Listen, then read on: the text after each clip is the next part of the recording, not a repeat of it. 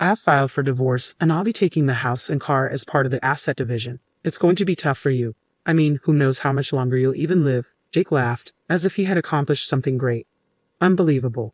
How could he abandon me just because I got cancer? Isn't a couple supposed to support each other during times like this? Jake's words and actions cut me to the core. I can never forgive him. I'll bring him down and make him see hell. I'll do whatever it takes, even if it's hard on my body. My stern determination invigorated me, marking the beginning of my revenge. My name is Emily, a 45-year-old housewife. I live with my husband Jake. We met through a mutual friend. Back then, Jake was a charming person liked by everyone. He treated me, someone initially shy around strangers, with kindness. I was quickly drawn to him. The time I spent with Jake was so enjoyable that I wished for more moments together, and he felt the same way. That's how we got together and eventually married. I was truly happy to marry the man I loved so much. I was convinced that our happy life would continue, but that turned out to be just an ideal. After marriage, Jake changed. It's probably because of his job. To put it bluntly, Jake didn't earn much. He didn't study much in school and didn't have any particular qualifications or impressive educational background. That's why he ended up at a lower-ranking company. I had often suggested he change jobs, but Jake said it was too much trouble and rejected my advice without reconsidering. Well, I still have a job, and with my salary, we could easily live together. But what if we had a child? What if, for some reason, I couldn't work? Then it would be utterly impossible to get by on Jake's salary alone. "Hey Jake, my company is hiring a clerk. You don't need any special qualifications, and anyone with basic common sense can do the job. Why don't you consider it? The pay is much better than what you're earning now," I suggested one day after a friend from the HR department mentioned the opening. Looking at the job requirements, I felt Jake would have no problems. I thought this could be a chance for him to leave his low-paying job. However, Jake frowned at my suggestion. "Don't decide my life for me. I like working at my current company. Don't make unnecessary remarks. Are you complaining about your husband's job now?" Jake's tone clearly conveyed his anger. My good intentions seemed to have upset him. "I'm sorry, I didn't mean it that way, but your current company clearly doesn't pay well. My company offers good benefits, and I thought you could work there with peace of mind." I never intended to upset Jake. I was only trying to help him. I didn't understand what was wrong with my suggestion, but when I tried to explain, Jake became even angrier. "Don't meddle just because you're my wife. I have my way of doing things. Stay out of it." Saying that, Jake went to his room. "Stay out of it. I am Jake's wife and part of the family, yet being treated like an outsider hurt deeply. By then, our relationship had already begun to crumble, and once it breaks, it can never be put back together. Not only towards me, but Jake also began to act cold towards my family. One day, my mother, Sarah, visited our home. I often got busy with work and couldn't manage household chores, so my mother would worry about me and regularly come over to help with cleaning or preparing meals. As a gesture of gratitude, I'd invite her for dinner often, and sometimes she'd stay the night as it got late. Initially, I believed Jake was thankful for her help, but his attitude changed. When he saw her after coming home from work, he would sigh heavily and say, "Is she here again? Could you not always be at someone else's house? I can't relax with outsiders around." Both my mother and I were stunned by his harsh words. "If I've made you uncomfortable, I apologize. I'll skip dinner and head home today," my mother said, hurt but dignified. She had her own life yet was helping us, and it was unforgivable for Jake to treat her so rudely. "Jake, how could you be so rude to my mom? She's here to help us. Apologize to her right now." I glared at Jake, furious and heartbroken. My mother had done so much for us. How could he act this way towards her?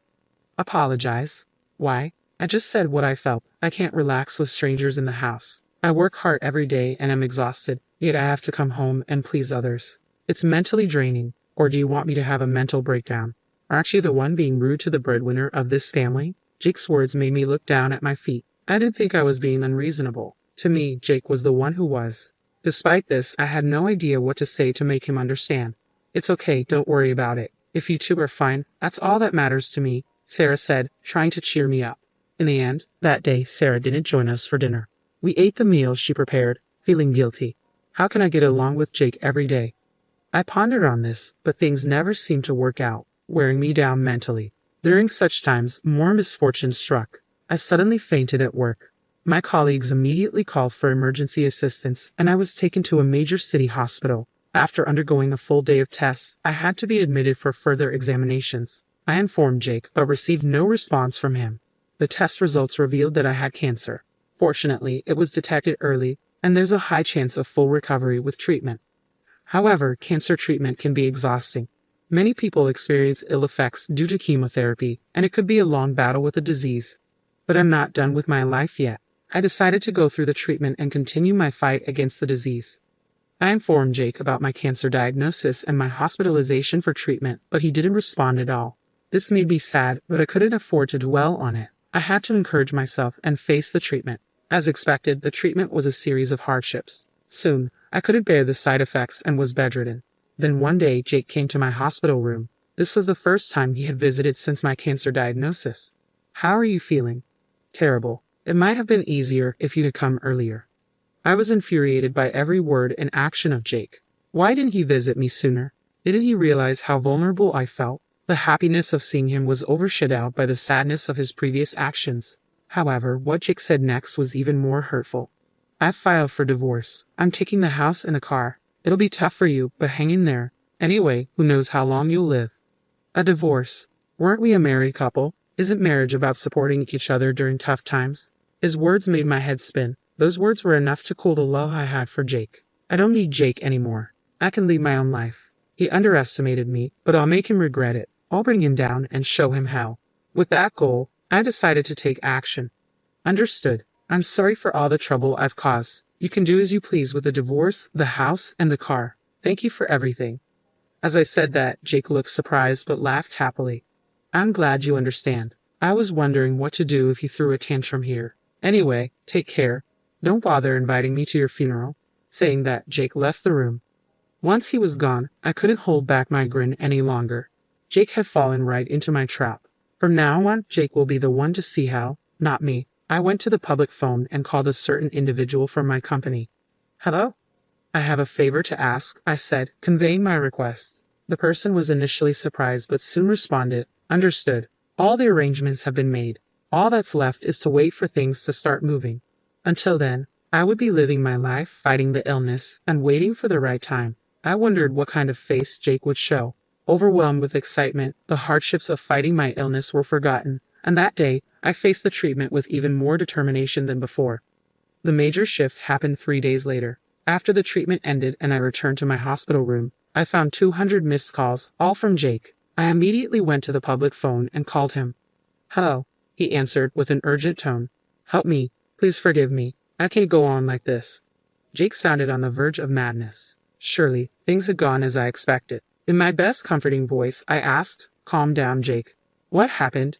Stammering, he replied, "My job. I got laid off. I don't know why this happened." Hearing his words, I felt relieved, knowing our employees had done their job well. I felt a twinge of pity for him, but I had to tell him the truth. "Actually, the day I decided to take revenge on you, I called the head of our company's sales department. I asked him to reconsider doing business with your company. At first, he was confused, but he decided it was better to deal with another company, so he terminated the transaction with your company. The sudden termination surprised your company's president, who then contacted me. That's when I told him everything. I was shocked to hear about your affairs. It seems you were involved with a younger colleague at your company. Rumors have been flying around that you've been having an affair. What's the truth?" "What? That's a lie. There's no way I could do something like that. Stop making fun of me." Jake argued back, thinking I was lying. "Certainly, for an average employee, such a thing would be impossible. But I'm in a special position, Jake. You never really cared about me. I'm the CEO of our company." Jake stammered over the phone. "No way, it's not a lie. Why do you think we were able to manage even with your low salary?" "Because I have an annual salary of $113,000. If I were just a regular employee, it wouldn't have worked out, especially with your spending habits." Jake had significant spending habits. Giving him a monthly allowance of $1,300, he would use it up quickly and demand more within a week. Clearly, his allowance exceeded his earnings. If I were an ordinary person, I would have decided that living with someone like Jake was impossible and would have discarded him and moved on to a happier life. But for me, with a yearly salary of $113,000, $1,300 a month was just pocket change. That's why I gave Jake $1,300 or even more as an allowance every month. Speaking of which, yesterday was payday, wasn't it? I used to give you an allowance every payday, but I can't do that anymore. So, you'll have to manage with your salary. After all, we're divorced. I won't be giving him the $1,300 monthly allowance from now on. He'll have to satisfy his desires with his own salary. Oh, and about the house loan, it's $2,000 a month. Make sure to pay it on time. If you're late, you'll be evicted immediately. Although it's an amount I can easily pay, Jake doesn't even earn $2,000 a month. I wonder if he can manage it. I didn't care either way. I could tell that Jake's voice was trembling because of what I just told him. Every time I informed him of a new fact, he would mutter things like, "That can't be," or "That's a lie." But unfortunately for him, I wasn't lying at all. Everything I had done was for the sake of continuing a happy life with Jake, yet he betrayed those feelings. He pursued only his own happiness, relying solely on me, never offering a hand when I was in need, and even pushing away the hand I extended. It's only natural that some form of divine punishment awaits Jake for his actions. It's a lie. Please tell me it's a lie. How am I supposed to cope with this? I've been laid off from the company. How am I supposed to earn money? I can't even pay this month's rent. Jake's voice was filled with despair.